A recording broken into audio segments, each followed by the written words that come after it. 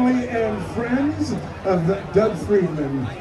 Welcome, welcome, welcome. We are celebrating the wonderful life that Dougie had with all of us, not only as a musician and a fantastic drummer, the best but MC also in the history of the world. Our friend and family member. Before I get started, let's give Doug a big, where he can hear it, where he is now. Doug, we love you!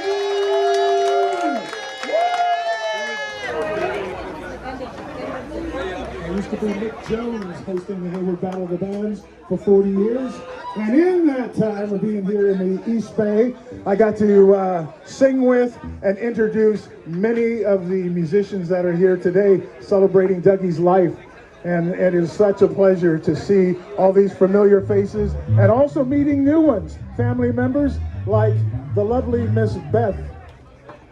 So Doug would jam at the drop of a hat. If he said, can anybody come up? Boom, he was already there behind the kit. And some of the funnest evenings we had were like out at Niles Station, out in Freedman. Yep. And we would just put together, we'd cobble together band members. Dave Moreno on bass, Dave Med on guitar, sometimes John President over here on bass, an ex-band member of mine. But Doug would get behind the kit and he'd back up whoever stepped up on that bandstand. And you knew once he clicked off that shot, it was on. And so we're gonna miss that. We're gonna miss that heartbeat. We're gonna miss that pulse. We're gonna miss the heart and soul that was Doug Freedman. But you all can feel Doug's energy here, right? On these premises, don't you? Don't you feel the Dougie here? Oh yeah. Oh yeah. Right at that shot. So yeah, I remember introducing Rags many, many times. And it was such a pleasure to be the guy that could get the audience's attention so that when that band started those first notes, they were ready to rock. That was my goal. What's the meaning of life, Larry? Oh, that's a tough one, especially when you're drinking Heineken's, but this man's probably more qualified for that. We started playing drums at an early age when we lived in Kansas City, Missouri. We took private lessons there and in San Leandro. When we moved here in 1965, you were 9 years old then. We played in the junior high school and high school bands and continued at Cal State Hayward. You started playing in, I guess what you'd call street bands at an early age and never looked back. The bands Berserk and Stratus, your first bands, really stood out to me. You had some very accomplished musicians and a phenomenal horn section in both bands.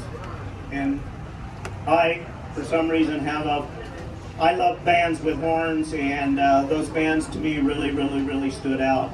I was fond of those Browns and so proud of you, and so were our parents.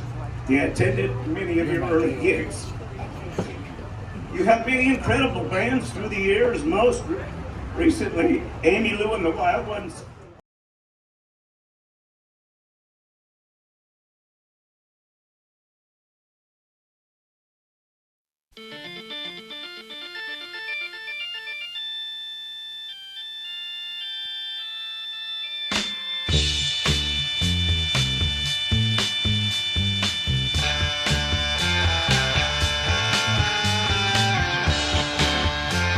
That's it. That's a perfect three.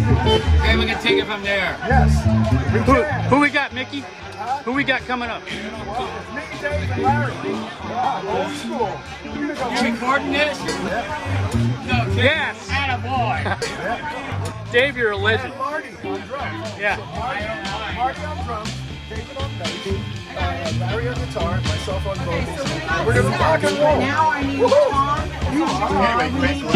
Not now.